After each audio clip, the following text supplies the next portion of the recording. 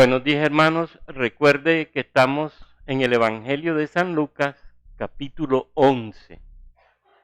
Estamos estudiando expositivamente este Evangelio. Voy a leer de nuevo el texto para el día de hoy. Lucas 11 del 1 al 13. Aconteció que estaba Jesús orando en un lugar y cuando terminó, uno de sus discípulos le dijo: Señor, enséñanos a orar como también Juan enseñó a sus discípulos. Y les dijo: Cuando oréis, decid: Padre nuestro que estás en los cielos, santificado sea tu nombre, venga tu reino. Hágase tu voluntad como en el cielo, así también en la tierra. El pan nuestro de cada día, dánoslo hoy. Y perdónanos nuestros pecados, porque también nosotros perdonamos a todos los que nos deben. Y no nos metas en tentación, mas líbranos del mal. Les dijo también: ¿Quién de vosotros que tenga un amigo va a él a medianoche y le dice: Amigo, préstame 3 panes, porque un amigo mío ha venido a mí de viaje y no tengo que ponerle delante? Y aquel, respondiendo desde adentro, le dice: No me molestes, la puerta ya está cerrada y mis niños están conmigo en cama. ¿No puedo levantarme y dártelos? Os digo que aunque no se levante a dárselos por ser su amigo, sin embargo por su importunidad se levantará y le dará todo lo que necesite. Y yo os digo: pedid y se os dará, buscad y hallaréis, llamad y se os abrirá, porque todo aquel que pide recibe, y el que busca halla, y al que llama se le abrirá. ¿Qué padre de vosotros, si su hijo le pide pan, le dará una piedra? ¿O si pescado, en lugar de pescado, le dará una serpiente? ¿O si le pide un huevo, le dará un escorpión? Pues si vosotros, siendo malos, sabéis dar buenas dádivas a vuestros hijos, ¿cuánto más vuestro Padre Celestial dará el Espíritu Santo a los que se lo pidan? Amén. Es interesante lo que hemos visto hasta el día de hoy. Hemos estado estudiando el Padre Nuestro. Y la verdad es que el texto de hoy va del versículo 5 al versículo 13. Vamos a tratar de mirarlo lo mejor que podamos. Pero fíjense que en la época de Jesús, y esto lo voy a decir por lo que sucede al comienzo del texto, los discípulos nos sorprenden al decirle a Jesús: enséñanos a orar. Y si uno revisa la tradición judía, lo que uno descubre es que esa solicitud en cierto sentido es extraña. ¿Por qué? Porque si hay algo que tenían los judíos era un gran compendio sobre la oración. Y no solamente tenían un compendio en su tradición, sino que además de eso tenían todo el libro de los Salmos. Ese libro para ellos era el libro central, era el texto más preciado para orar a Dios. Y uno dice: bueno, entonces, ¿qué querían realmente decir los apóstoles? ¿Qué buscaban? Y uno entiende que realmente ellos no querían y no querían una oración más que repetir. Ellos no querían eso. No querían una oración más para dirigirse al Padre. Y pienso que la intención principal es hermosa. Y creo y estoy de acuerdo con un autor que dice que la intención era muy diferente. Para ellos era importante que Jesús les enseñara a presentarse ante el Padre de la manera en que Él mismo lo hacía. Es como si le estuvieran diciendo a Jesús: enséñanos a estar delante de Dios como tú lo estás. Era una súplica entonces sin igual. Enséñanos a presentarnos ante el Padre como tú lo haces. Y es interesante porque, como hemos visto, estar ante el Padre como está Jesús, orar al Padre como ora Jesús, implica una condición de hijo, pero un hijo que tiene una relación muy profunda con su Padre. Y acuérdense que Jesús conoce al Padre y el Padre le conoce a Él. Ya en el fondo, ¿qué nos está diciendo Jesús? ¿Hasta dónde tenemos nosotros que llegar en esa relación íntima con el Padre? Conocerlo perfectamente como Él lo conoce. Y fíjense que Jesús les propone algo que también es diferente a la tradición judía. Porque cuando uno ve la oración judía, Dios no aparece como Padre. Dios aparece como el ser trascendente, el inalcanzable, el que se adora, el que se bendice, pero el que no es tan cercano. Y Jesús nos presenta una oración y nos propone una oración en donde lo primero que nos indica que debemos hacer es decirle a Dios: Padre nuestro. Y ya nos está diciendo, ustedes son hijos de Él. Y si ustedes son conscientes de que Dios es su Padre, entonces pueden verlo como un Dios cercano.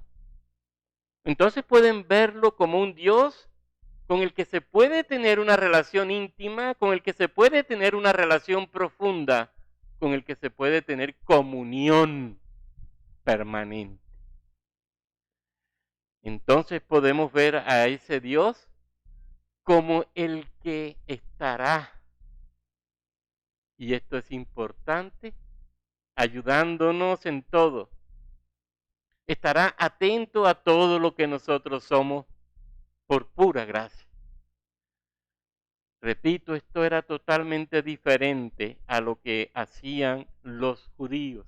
Y Jesús nos va a decir entonces que la oración va a ser entre dos que se aman profundamente, entre dos que tienen una relación íntima y entre dos en donde uno depende absoluta y totalmente del otro, en este caso nosotros del Padre.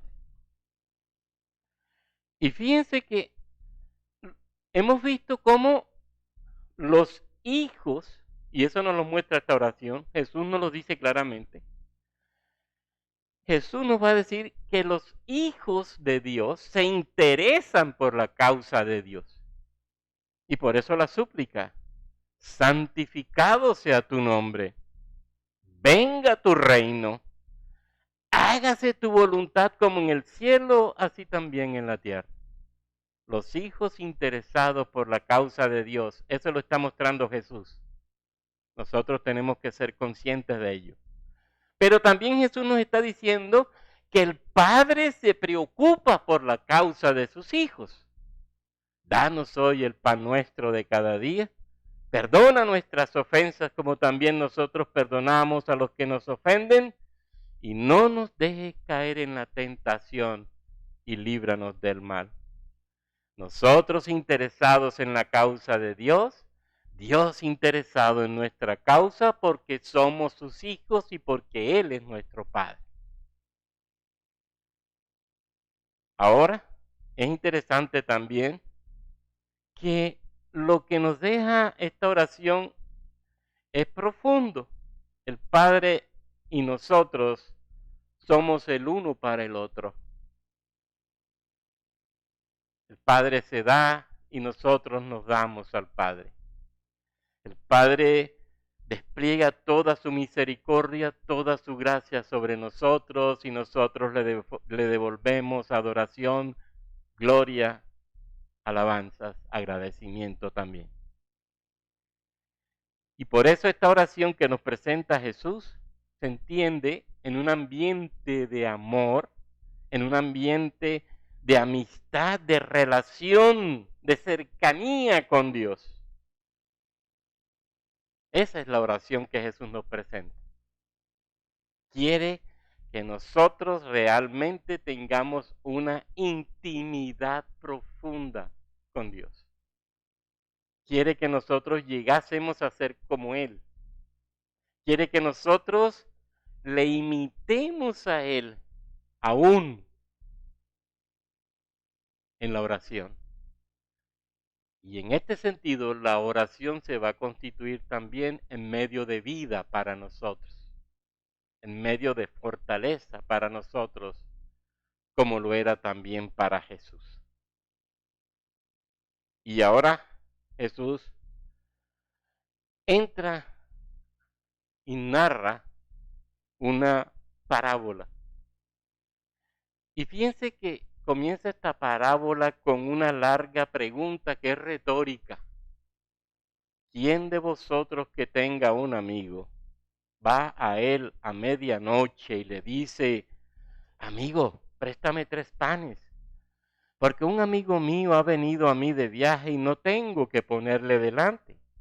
Y aquel respondiendo desde adentro le dice, no me molestes, la puerta ya está cerrada y mis niños están conmigo en cama, no puedo levantarme y dártelos. Y termina, os digo que aunque no se levante a dárselos por ser su amigo, sin embargo por su importunidad se levantará y le dará todo lo que necesite. Y le dará todo lo que necesite. Bueno, la respuesta de un judío a esa pregunta es obvia. Un judío diría, no, yo nunca haría eso. Yo no me quedaría en cama. Yo no tomaría como excusa que mis hijos se van a despertar. Y si aún tomara eso como excusa, el simple hecho de venir este hombre a importunar mi vida, yo me levantaría y yo le respondería. ¿Por qué? Porque en Israel el hospedaje y la ayuda al necesitado era un principio de vida. Nunca puede pasarse por alto esta realidad. Y piense en aquel tiempo, en donde no había hospedaje, no había comida, no habían hoteles, no habían restaurantes, no había mini mercados, no había nada. No había tienda comestibles de ninguna clase. Más aún, si usted revisa la tradición judía, las personas no tenían grandes reservas de alimentos. Y era común viajar de noche. Los, los hombres, las personas de aquel tiempo viajaban normalmente cayendo la tarde, comenzando la noche, lógicamente por el sol y por las condiciones duras de la zona. Acuérdense de Palestina, lo duro que es eso, el desierto. Eso tenía que ser difícil para una persona hacer un viaje en animal o caminando. Lo que está sucediendo era común. Era común. Llegó alguien tarde en la noche, una hora anormal, comillas, y va a pedir comida y alojamiento a un amigo. Mire que la expresión es clara. A un amigo. Y este amigo, dice el texto, por aquella situación de importunidad de la persona que llega, se levanta y le va a ayudar, pero no tiene con qué. Y entonces va donde su amigo, donde otro amigo, para solicitarle comida. Fíjense que es interesante que el amigo atenderá al que llega no importando nada, aunque sufra incomodidad. Cualquier judío del siglo I haría eso por la condición de vivir el principio de la hospitalidad para el necesitado.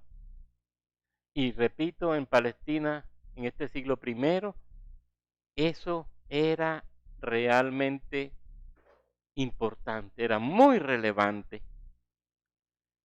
Y en una aldea judía, eso era una obligación no solamente individual, sino también de la comunidad. Si una familia de una aldea tiene un huésped y esa familia no tiene cómo ayudar a ese huésped, el resto de la comunidad entrará en juego para que la realidad de la ayuda al que tienen allí en casa pueda darse. Porque la comunidad ayudaría en este proceso. Así que la necesidad del anfitrión se convertía en responsabilidad de la comunidad. Eso era claro en aquel tiempo. Y por muy molesto que fuera, era obligación levantarse y ayudar a la persona que llegaba pidiendo 3 panes. Bueno, en la tradición judía los 3 panes son la ración que se le da a una persona normal. Está pidiendo la ración normal para una persona, 3 panes. Y con eso le está diciendo, no te voy a dejar pasar hambre.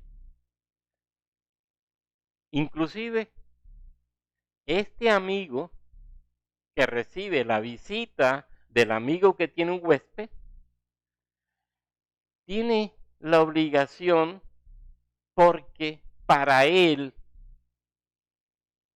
es importante que su amigo no pase por mal anfitrión y él no puede pasar por mal vecino. Es decir, se siente obligado. Él me vino a pedir ayuda, yo me siento obligado a ayudarle para que él pueda responder al hospedaje y no pase por mal anfitrión y yo no pase por mal amigo y por mal vecino.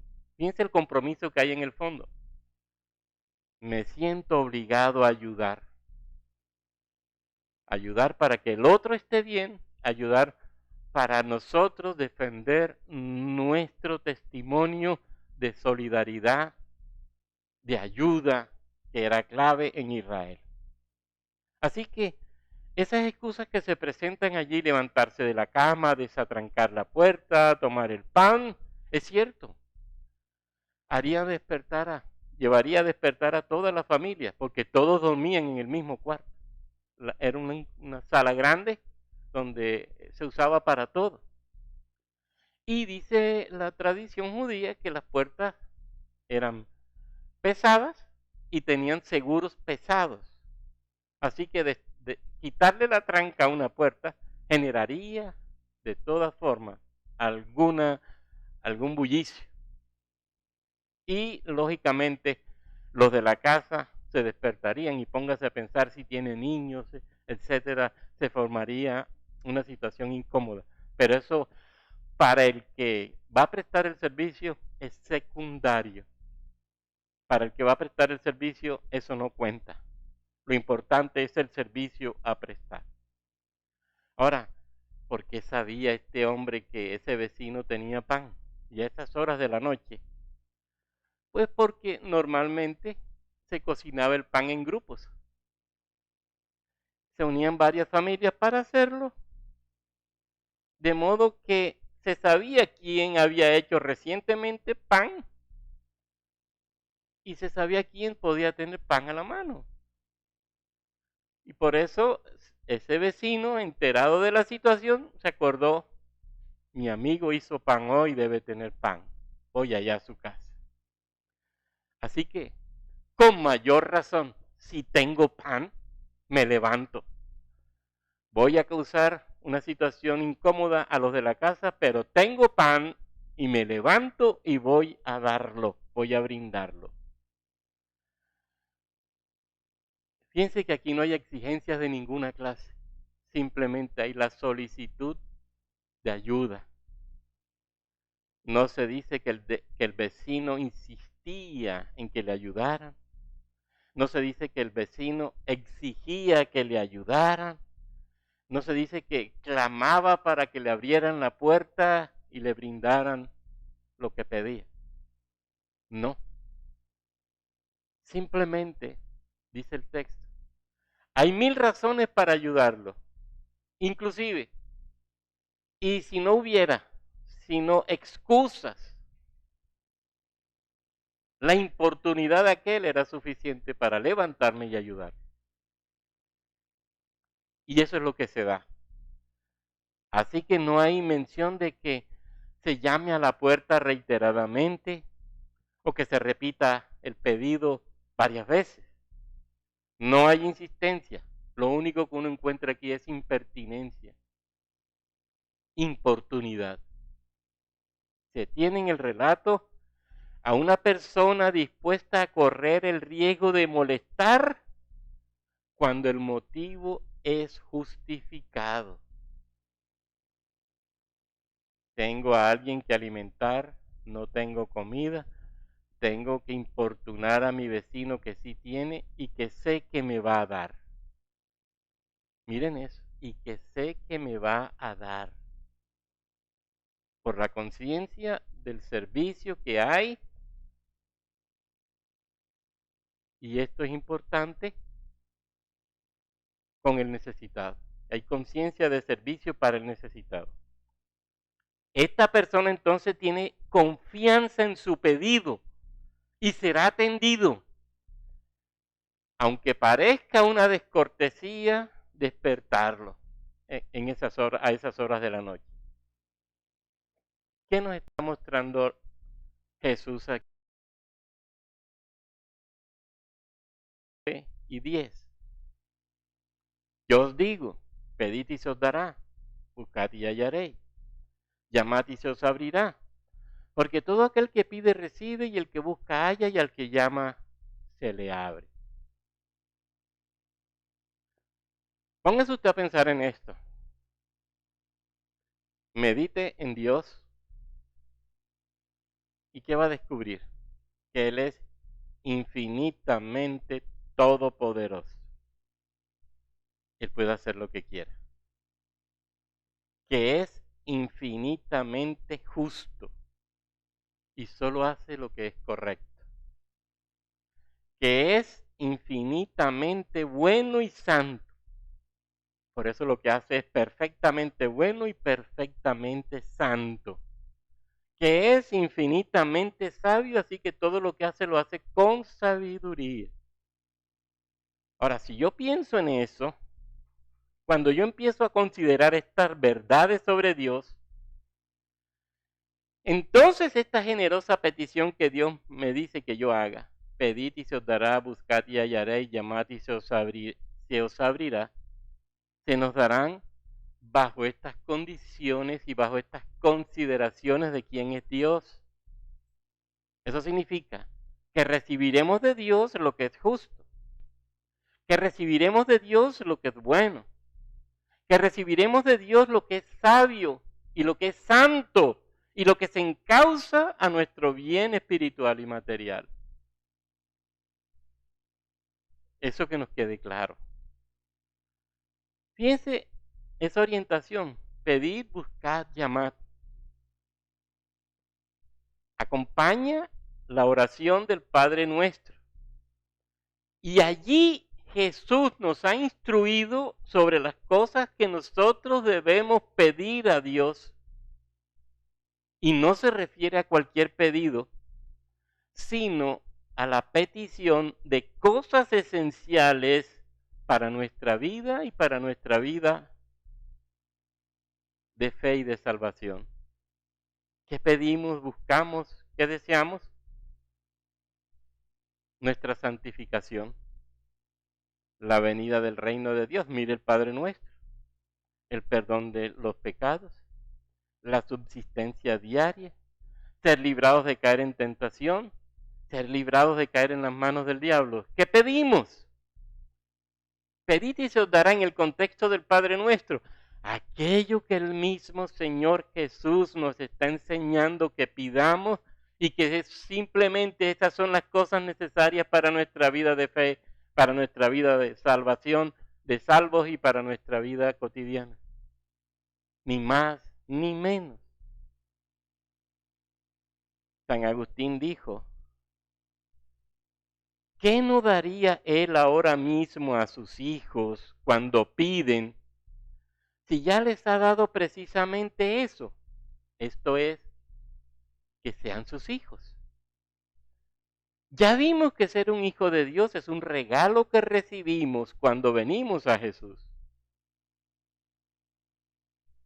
Jesús dijo a los fariseos, si vuestro Padre fuese Dios, ciertamente me amaríais, pero Dios no es su Padre. Ellos rechazan a Jesús, así que no todos son hijos de Dios, pero si Dios libremente nos ha hecho sus hijos, ¿cuánto más nos dará lo que necesitamos? Por eso, cualquier cosa que yo pida, ¿lo recibiré de Dios? Mire lo que sigue enseñando Lucas. Que Padre de vosotros, y mire otra vez los términos que usa Lucas y que usa Jesús especialmente. Que Padre de vosotros, si su hijo le pide pan, le dará una piedra. Pan. Si le pide pescado, le dará una serpiente. Pescado. O le pide un huevo, le dará un escorpión. Huevo. Pues si vosotros siendo malos sabéis dar buenas dádivas a vuestros hijos, ¿cuánto más vuestro Padre Celestial dará el Espíritu Santo a los que se lo pidan? ¿Y ahora qué pasa? Fíjense que el mismo Jesús sigue dando ejemplos de cómo Dios nos dará lo que le pedimos y que le glorifica. No nada que nos dañe, no nada que es conforme a nuestros deseos carnales. Un padre no dará una piedra si le piden pan. No dará una serpiente si le piden un pez. No dará un escorpión si le piden un huevo. Otra vez, pan, pescado y huevos, alimentos que formaban parte de la alimentación básica de aquellos pueblos. Fíjense que no estoy pidiendo nada vano. Estoy pidiendo no para vanagloria mía, no para sentirme, no, lo que requiero para vivir. Es lo que Pablo le dice a Timoteo, teniendo sustento y abrigo, estemos contentos con eso. Le pedimos y nos da lo que realmente es necesario para nuestra vida espiritual, pero lo que es racionalmente importante para nuestra vida material.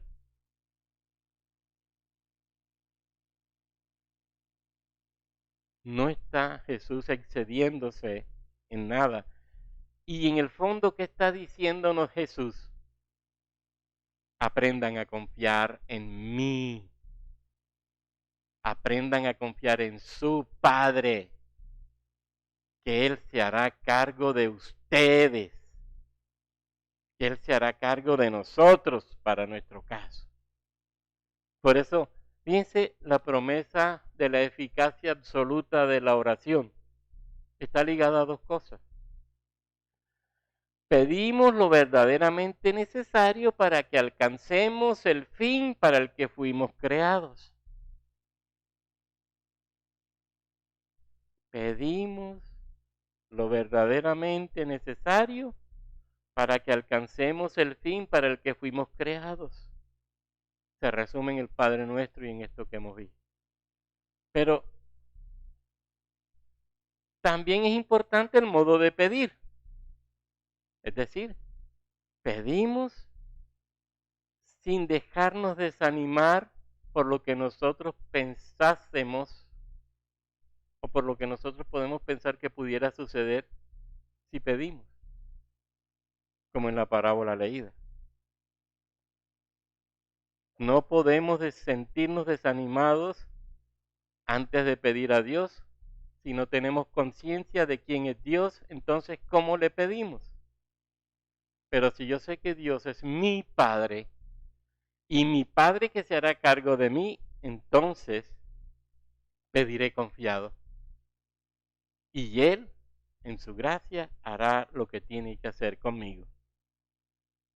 Y fíjense que ahí está la clave que nos da Jesús para que alcancemos la confianza en la oración. Dios es nuestro Padre bondadoso. Dios es superior a los padres terrenos. Si vosotros siendo malos sabéis dar cosas buenas a vuestros hijos, ¿cuánto más el Padre del cielo dará el Espíritu Santo a los que se lo pidan? Y aquí quería llegar Jesús. El principal pedido que debemos hacer a Dios es el pedido de Dios mismo. Al final lo que Dios quiere que le pidamos es a Él mismo. Él en nosotros, diría Pablo, la esperanza de gloria. Que Él se nos dé a nosotros, que Él esté en nosotros, que Él fluya en nosotros, que Él se glorifique en nosotros para nosotros vivir en Él y para glorificarlo a Él.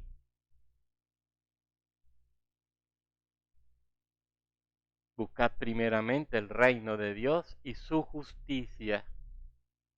En el fondo, ¿qué es lo que realmente yo quiero pedir y debo pedir según el mismo Señor?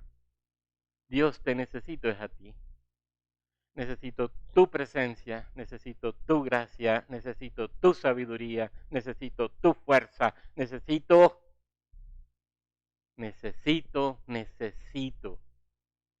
Y todo de ti, Señor. Todo de ti. Ese es el principal pedido al final. Espíritu Santo, ven. Guíame. Espíritu Santo, dame sabiduría para vivir. Espíritu Santo, dame fuerza para vivir. Espíritu Santo, dame gracia para actuar. Espíritu Santo, tómame y ayúdame a mostrar la imagen de Cristo en mí, en lo que hablo, en lo que pienso, en lo que digo, en lo que hago. Espíritu Santo, tú en mí, la esperanza de gloria. Al final es eso. Lo demás es secundario. Entonces fíjense hasta dónde nos está llevando Jesús con esta oración del Padre Nuestro y con esta enseñanza en este capítulo 11 del Evangelio de San Lucas. Pedir, pero ¿pedir qué? ¿Qué es lo más relevante para nosotros? ¿Y cuál es el pedido más significativo que nosotros podemos y debemos hacer al Padre? Su misma presencia en la gracia del Espíritu. Su misma fuerza en el poder del Espíritu.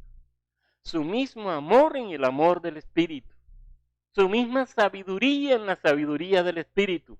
Su mismo discernimiento en el discernimiento del Espíritu. Y con eso quedamos satisfechos. Y con eso podemos sentirnos tranquilos. Porque los que son guiados por el Espíritu de Dios, esos son los hijos de Dios y esos vivirán para gloria de Dios. Y si vivo para gloria de Dios, Dios me dará las añadiduras. Miren cómo nos viene llevando a Dios para que entendamos Que es cierto que tenemos que pedir cosas materiales, pero que es cierto que lo más importante a pedir es su presencia. Porque Él nos conoce y sabe cuán necesitados estamos nosotros de Él. Y sabe cuán necesitados estamos nosotros de su gracia, de su amor, de su sabiduría, de su misericordia. ¿A quién necesito yo realmente a Dios?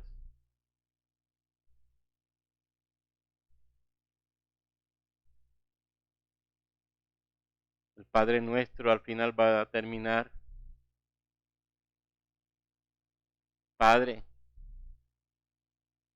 date tú mismo a mí. Padre, tú en mí. Ese va a ser el final. Mire que lo está diciendo el mismo Señor a través del Evangelio de San Lucas. ¿Qué es lo que entonces debemos pensar hoy nosotros en una iglesia siglo XXI? En casa, carro y beca, como piensan muchos. No, en su presencia, en su palabra, Él en nosotros. Insisto, hermano, Él en nosotros, su sabiduría en nosotros, su amor en nosotros, su fuerza en nosotros. ¿Y qué va a pasar si Él en nosotros es el que es? Podemos entonces mortificar la carne, mortificar el pecado, santificarnos y vivir para su gloria.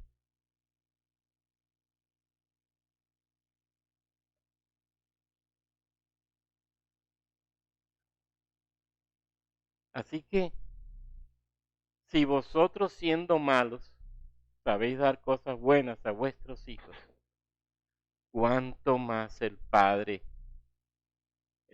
del cielo, dará el Espíritu Santo a los que se lo pidan. Dios está dispuesto a darse Él mismo. Aprovechemos que Él mismo nos está diciendo: yo me doy, date más. ¿Y eso qué implica? No que haya más Espíritu Santo en mí, pero sí más fuerza de Él en mí, más poder de Él en mí, más sabiduría de Él en mí, más santidad de Él en mí, para poder caminar hasta que Él nos lleve a la eternidad. Hermanos, demos gracias a Dios por esta palabra y que sea el Espíritu Santo mismo ayudándonos a entenderla para ser los cristianos que se requieren hoy en este siglo XXI, que se levantan como sal y como luz en medio de esta generación mala y perversa. Padre bueno, te alabamos y te bendecimos en el nombre de tu amado Hijo Jesucristo. Te honramos y te exaltamos porque eres bueno, porque eres fiel, porque tú nos instruyes, nos educas, nos capacitas para la vida de fe, para la obra del ministerio. Gracias te damos porque es tu palabra la que ilumina nuestra conciencia y la que nos posibilita descubrir más y más lo que tú quieres para nosotros. Eres tú el que nos ayuda a descubrir estas verdades para nosotros ser mejores cristianos, mejores testigos y testigos en cualquier parte, como trabajadores, como padres, como esposos, como hijos, como estudiantes, como miembros de la sociedad. Oh Padre, eres tú el que nos ayuda para que en la fuerza del Espíritu iluminemos, resplandezcamos en este mundo.